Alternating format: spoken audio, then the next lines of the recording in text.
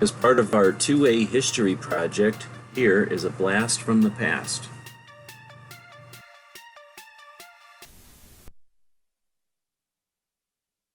Gentlemen, here we are at Fort Fisher, the Texas Ranger Museum here in Waco, Texas. And this is really a fabulous location. They have a facility for tourists, and it's a very nicely done, kept area.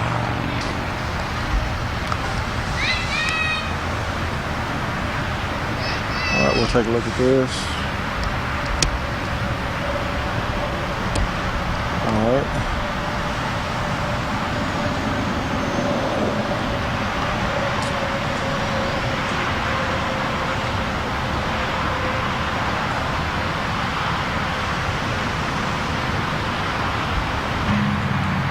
Picture of that. Picture of the flag.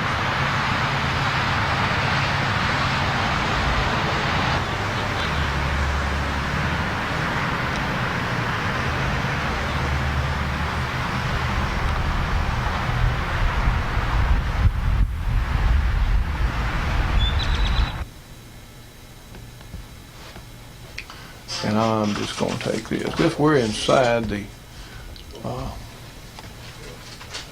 curator's office here at the museum, and we're just doing a brief sweep. I'll tell you what, the office, they ought to run the people that come to the museum through here too, because there's really so many spectacular paintings and things that anyone with an interest in Western culture would really enjoy. About half of it are good. I know where his bag is. The circle starts at USIS at the top and ground. Jim's got it. He just traded it. See where y'all are. Be sure we. He can offer to trade it to him. He only wants $650 for it. Sure. All right. Much for him. Dan will have you move a little bit to your right, please, sir, because I'm going to stand right in front of that picture right there. Good. And we're home. I think our sound will be fine. Usually will be in here. This room, unless, well, there won't be a pad thing. So go ahead anytime. All right. Well, here we go. We're going to edit museum piece, edit 3, 2, 1. Well, ladies and gentlemen, here we are inside Fort Fisher, the Texas Ranger Museum here in I'll say beautiful Waco, Texas, because it is. Let me introduce this gentleman over here on the left of your screen is Tom Burks, and he is the curator of the museum here. And this gentleman in the middle is Dan Agler, and he is collections manager. And friends, this museum here, we've just done a brief tour of some of the things they have on display, and it is absolutely fabulous. And I'm going to say this now, so I sure won't forget later, but if you're coming anywhere near Waco, Texas, you need to allot about half a day at least. If you're even remotely a history buff, or you just like to see things about our heritage, you need to devote at least half a day to this museum. Trust me on this one, because it is terrific. Well, Tom, tell us briefly what, I know the museum's been here for a number of years. I know it's much larger than it was originally. Well, it's been here since 1968, and as you said, it's quadrupled since its earliest opening. Mm-hmm. Just one room for about 6 years, and then now we've got what, 9 rooms. Well, actually 6 exhibit areas. I've forgotten. About 100 display cases and about 6 exhibit areas. Well, as we were talking earlier, I had been here about 20 years ago, and I thought it was great then, but now it is so many things you've included. It's like 5-fold larger. Mm-hmm. Well, we think of ourselves, our mission is, to collect all of the old Ranger. I don't say memorabilia. I don't like that word for it, but the old Ranger artifacts and documents, and we think of ourselves as the conservators of that stuff. And we think it's our duty to interpret that to everybody. There's more nonsense out about Texas Rangers than there is about moonshots. Well, I can certainly agree with that, and of course, you folks have gone to great lengths to restore and keep these things in good condition and preserve them. And I saw some things out there from the early European history. It's not by doing the work on the Texas Rangers, you've also included how a lot of that stuff got to be. Yes. And I find that really fascinating. And we're going to be looking at some things in just a few minutes. And I think that everyone, certainly that even is remotely interested in history, not only of Texas, but of the United States, is going to really enjoy coming through. Well, I hope they will come down, and I hope everybody enjoys it as much as we enjoy. Well, Putting it together, Yeah. well, I'm sure that's very satisfying to be able to put something on like this, because a lot of these things are one of a kind. There's not another thing like it or exactly like it exists. That's right. That's right. Well, now, you're open 7 days a week? Yes. From 9 to 5. Okay. 7 days a week. There are only a couple days a year that close, Christmas and closed, and Thanksgiving, that sort of thing. New Year's Day. Oh, Just those that's three right. Well, The still, other 362 days out of the year. and most people are not going to be on vacation during those times anyway. No. So, but they can call ahead if they have. Sure. Well, we have rates for groups too, if people want to come down here. Tours, a lot of tours come in. And it's great for a tour because it's a way to get off the road for a little while. Right. And sit down and watch the show. And Now, look you have a video program Yes. here.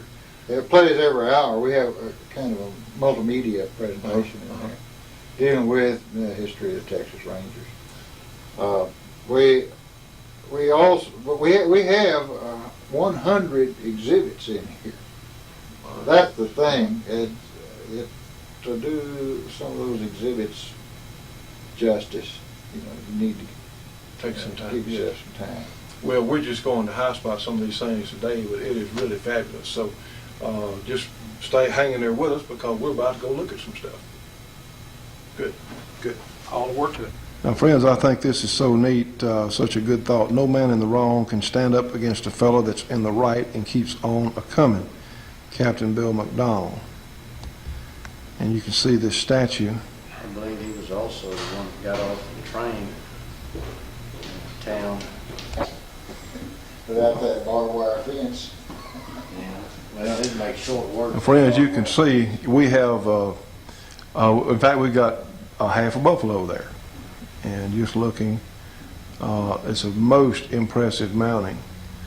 Now, we're in the temporary exhibit here, portion of the Ranger Museum.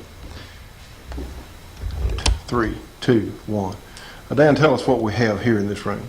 This exhibit of flint projectile points represents major point types and time frames that have been established by archaeologists and other students of paleontology. The exhibits of the pre-World War I, post-World War I era of Germany sets off a collection of German Lugers that was recently donated to the museum. All right, we'll take a look at that in just a second. I noticed that turning here we have a number of other spear points, arrowhead, different Indian This is a tools. later era. Actually, arrowheads start about 1000 AD. From this era on, these others, earlier pieces are dark points, knives, saws, spears, lance heads, whatever, and the various working tools that go with them. These two arrows here were retrieved by Ranger J.B. Gillette in the late 1870s after a battle with Lipan Apaches somewhere between the upper and lower Concho River. It was also at that time that he almost killed a light-skinned Indian who later turned out to be a white captive, Henry Lehman, that had been captured by the Comanches and later traded to the Lipan Apaches. Name these kind of rare Lugers that we got. And of course, you're continuously running different exhibits through here. Yes. These are relatively short term. We keep them in here 2 or 3 months.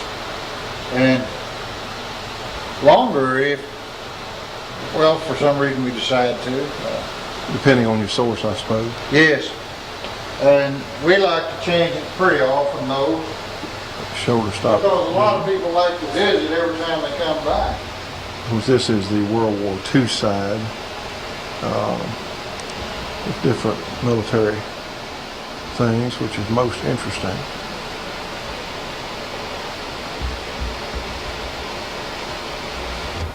And we're back in. Now, this is a display of some exotic weapons from different places in the world. These are from North Africa. And really some unusual looking things.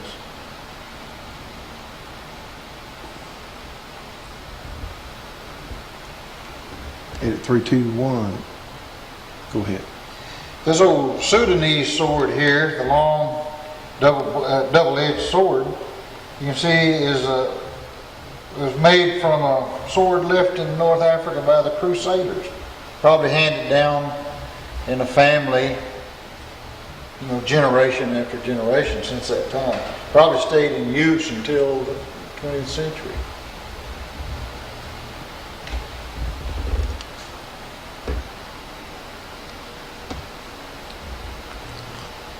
And these will be just some pictures we put up. See this one here with all the gold on it. The whole thing is Damascus steel, watered steel, handle and all. It's that beautiful figure in the little panels there. Nobody's been able to figure out how they ground those panels in there.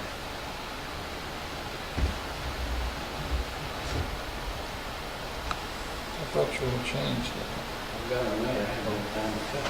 They get this easy to cut. The groups are small. It'll always be that way. Friends, this is a combination battle axe and matchlock pistol, believe it or not. And of course, this is from the Far East, this particular table. And this some amazing things.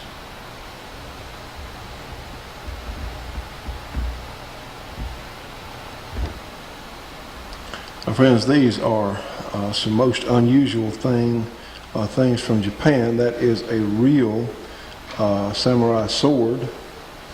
I'm gonna say, wait, is that a circa 1940? That's okay. Strike the samurai part. That's really when some of the finest katanas were made up to that time.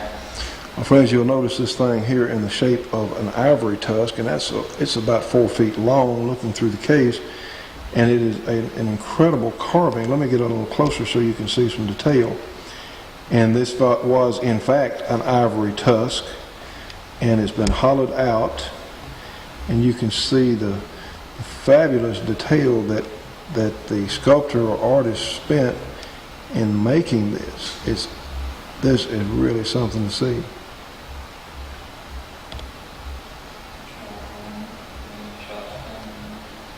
Great blade.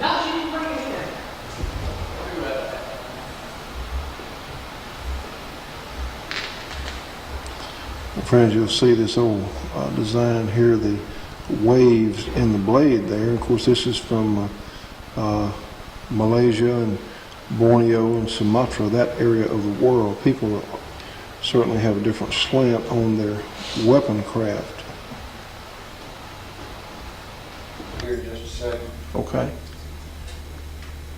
And the big three from Colt and Winchester, of course, friends, and I'm going to come down and hopefully backlighting won't mess with us too much, but you have the Colt revolver, the Winchester lever action, and the 4440 cartridge, which was the big favorite in the Old West with a lot of people.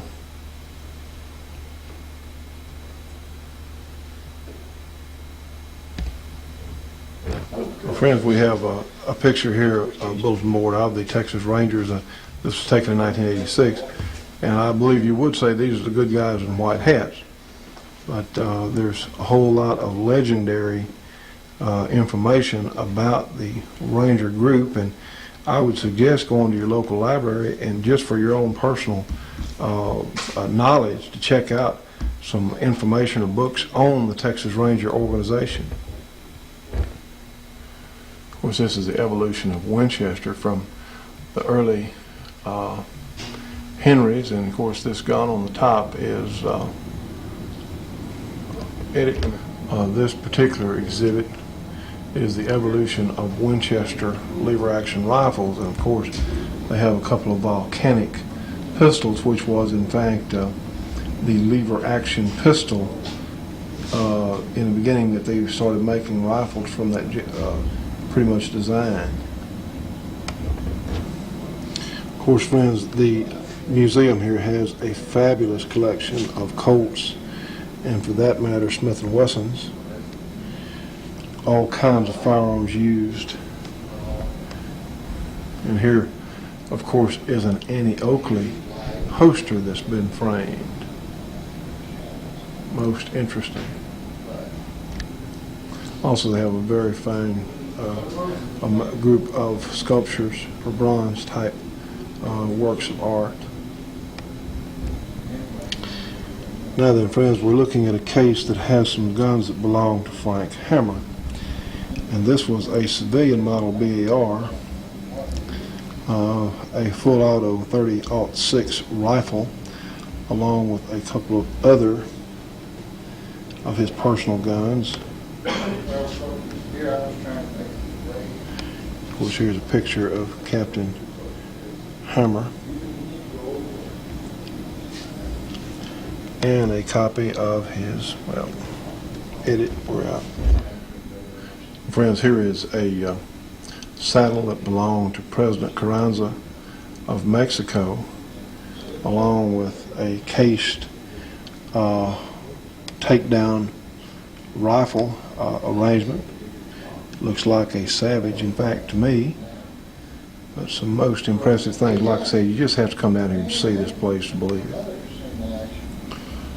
Edit. Now, friends, realize we're in Texas, and there's a lot of Mexican history directly involved with Texas history. And this is the presentation sword that belonged to General Santa Anna, along with a portrait of him here, and some types of weapons used, like this old flintlock musket, or carbine they call it, along with the standard issue Mexican soldier's cap or headgear.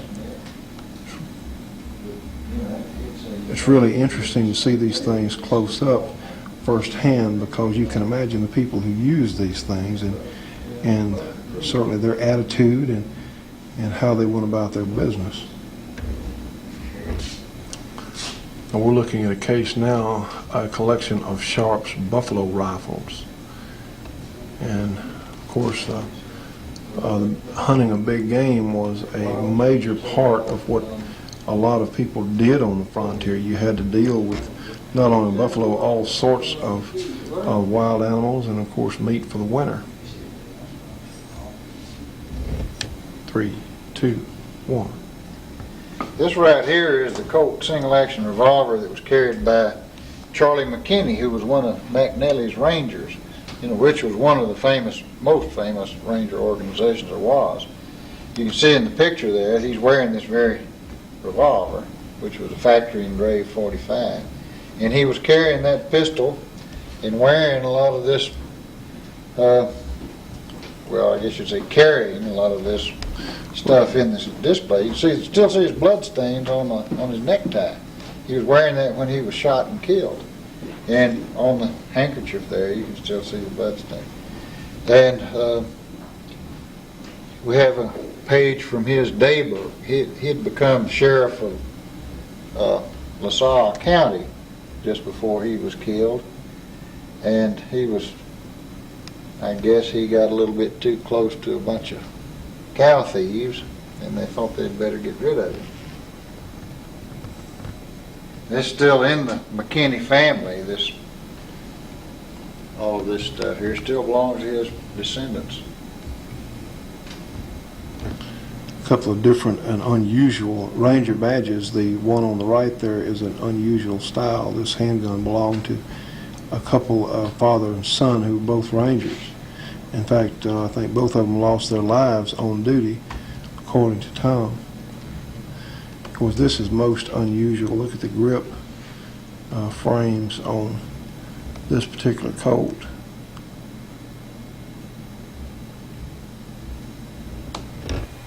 And I assume that's Confederate money. That's a real $3 bill. That's Republic of Texas. Republic of Texas money.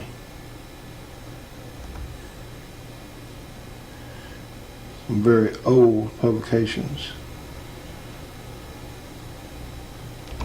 Now, friends, if you'll notice in this picture, we have Sam Bass there, and up in the left-hand corner of your screen is the last $20 gold piece that Sam Bass spent here in Waco, and they have it on display. And I'm sorry about that. That carved horn there was carried by a Ranger in the Mexican War. And of course, we're looking at some old percussion guns, black powder guns, and of course at the top we see some flintlocks. And some of these things, they're in remarkable condition. Most of them are.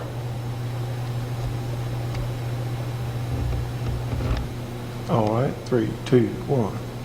See this big old Southern style flintlock rifle there? That was brought to Texas by the Spiegel family. They were some of the earliest pioneers in the Waco area.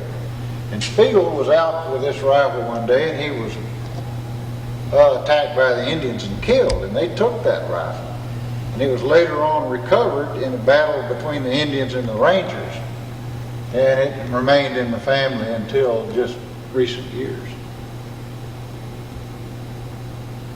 Bomb thrower, they called it one of the other. 3, 2, 1. Now, friends, we're looking at some old European weapons. We have a flintlock sword gun, or axe gun, in fact. Of course, here we have a crossbow, but this is the most interesting piece right here. It was a flintlock grenade launcher, or bomb gun, as Tom just said, from around the year 1750. And most interesting, these things are here where you can walk right up and look at them. Now, friends, what we're looking at here is a very large crossbow, and in the center of your screen you see the cocking piece. You literally had to have a gearing situation to cock the crossbow. If you look carefully at the bow part, that's made of spring steel. That's why they had so much power, but it's also made them very difficult to deal with and to operate. And in this particular exhibit, they have a number of things from all over the world. And on your left, you're looking at a couple of punt guns. That's what they're called. And this particular punt gun must be about 6 feet long. It's a 2 gauge, gauge number 2. In fact, these were not held up. Now, friends, we can see the size of this punt gun. Tom Burke is about 6 feet 3 inches tall, and he has to reach up. Of course, the stock is resting on the pedestal there, but still you can get an idea of the huge size of that gun. And the market hunters used to use these guns to, they would affix it to the, on a boat, and they would go out and shoot ducks and things for the commercial market. But these are fantastic size guns. Now, friends, here we are at the Maximilian exhibit. Of course, you know, he was the emperor or assigned ruler of Mexico for a while, I believe, under Napoleon. And Tom here is telling us about these old cannons. And Tom, what in fact were these cannons? Well, these right here are typical mission cannons. During Spanish colonial days, the missions would be armed with one of these, or any Presidio. It had a terrific impact on the Indians. They were terrified of a big gun like that, even though a cannonball against scattered Indians would have very little use. But they were found to be effective. You could actually fire it without hurting anybody. The old Spanish missionaries, I guess, didn't want to kill anybody if they didn't have to, but they didn't want to get killed themselves. And we'll see up here, I believe these are some of Maximilian's leggings for riding, leather leggings. Of course, protect your legs from brush and so forth. It's really some amazing things to see. Can you see this? That pillowcase? That's the pillowcase that Maximilian slept on the night before he was shot. And that's his tear stains that are visible on it. Can you see the Crown M cipher there? Maximilian was a decent man. He wasn't at all brutal. And in fact, he was probably a better ruler than Juarez was. I expect, though, that I would feel the same way the next. Well, friends, that's an old strong box here. And Tom, tell us what you just did about the lock work there. Well, you can see this kind of filigreed steel lock work and cover over the lock work. And in the design there is the double-headed Habsburg eagle. Maximilian was a Habsburg prince. And it's worked into the design. It protects the lock work there. And we'll see, noticing over here these spurs that are so unusual. Now, was that a ceremonial spur? Well, it sort of was. You couldn't walk wearing spurs. You'd have to have someone put them on you once you got on the horse. Friends, we're looking at a brass yacht cannon. It's a breech loader, and what it fired was essentially for signals from seagoing craft. Why don't you tell us that? All right, go ahead. 3, 2, 1. Now, this display contains a collection of Colt Walkers and a Colt Patterson. Now, these Colt Walkers and Colt Pattersons are some of the most desirable guns in the whole collecting world. It would cost you $65,000 or $70,000 to get a medium quality one.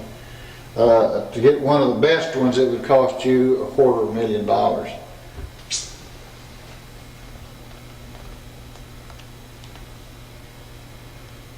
And wood. Of course, here's a model of Colonel Colt's mechanism on how the revolver would work there, made in wood. And over here we have a baby Patterson revolver. 3, 2, 1. Okay. This exhibit right here, it's on Terry's Texas Rangers. And it makes a lot of sense here for Waco to have such an exhibit because Waco is very much an old South town. And 6 Confederate generals came from Waco. And in fact, this black hat there belonged to one of them, General Felix Robertson. This right here, you can see the flag, that's a Confederate cavalry flag. They were square, 36 inches square. And that old photograph is the last reunion of Terry's Texas Rangers, 1908.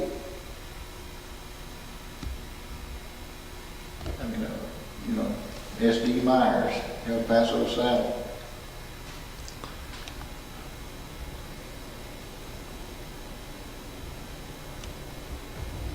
And friends, what we have here is a cavalry exhibit, and in fact, some of the Texas Ranger equipment came from the U.S. Cavalry.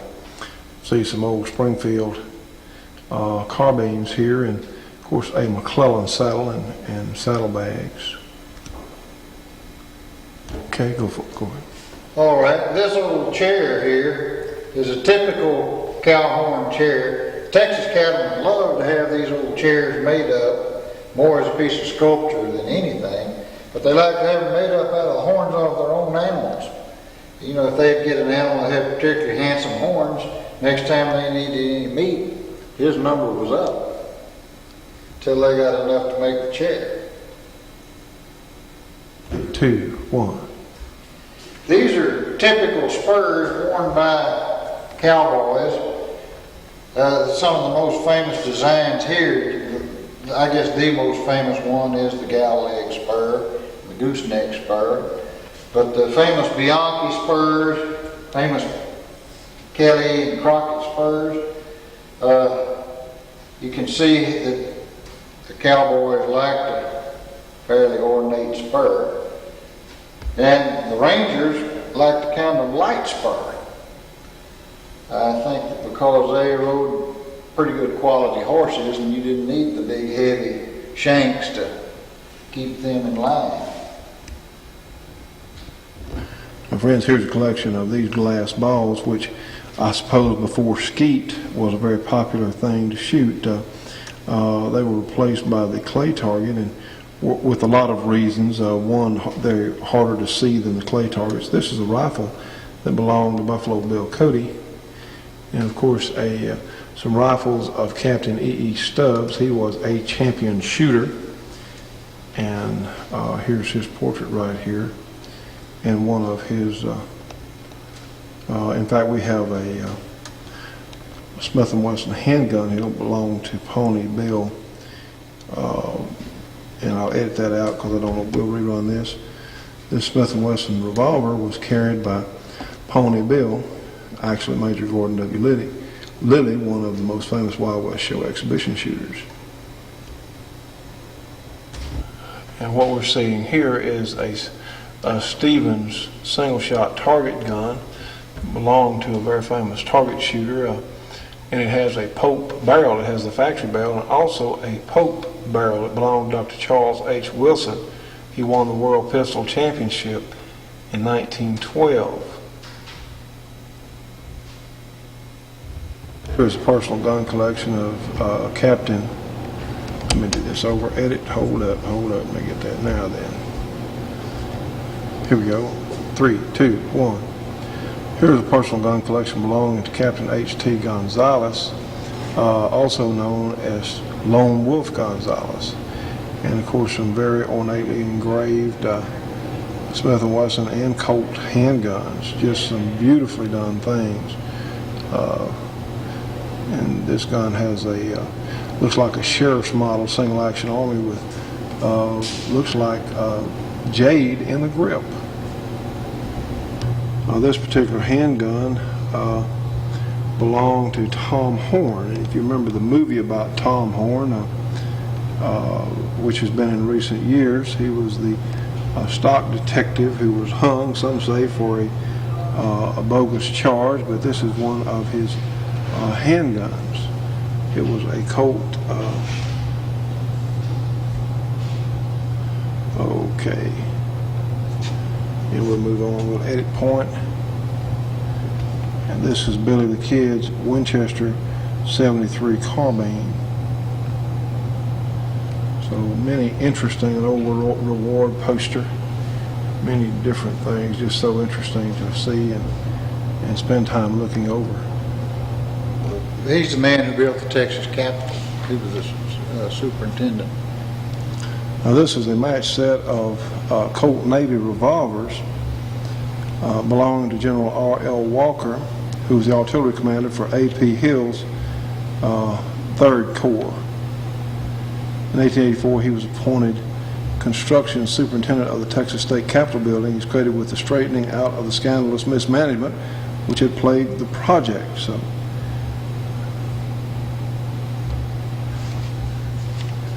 different Ranger badges.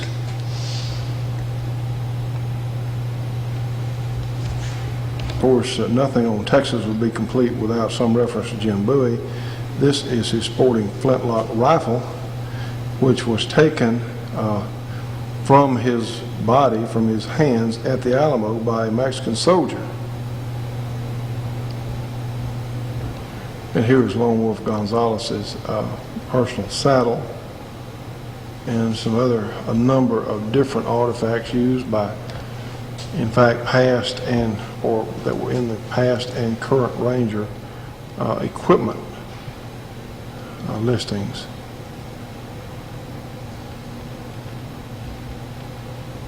And friends, what we have here are some guns taken out of the infamous duo Bonnie and Clyde's car. And of course, they definitely have been sawed off. Different things that were modified, which were certainly illegal then, just like people do now. They make, the criminals are not concerned about whatever law's in place. They'll do whatever they feel like they need to do.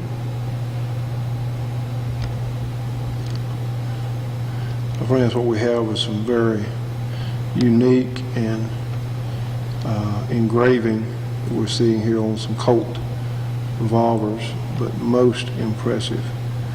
You know, engraving is becoming, you don't see as much of it today on some of our guns, but it is such a very respectable art, very difficult and time consuming. Some of these, I'm sure, took many, many months of work to complete.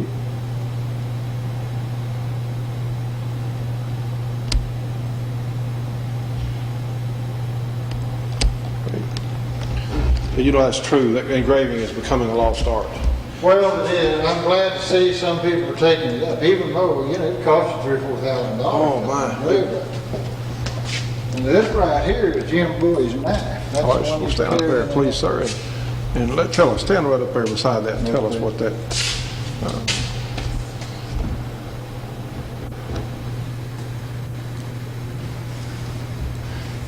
I'm gonna wind up on this picture right here.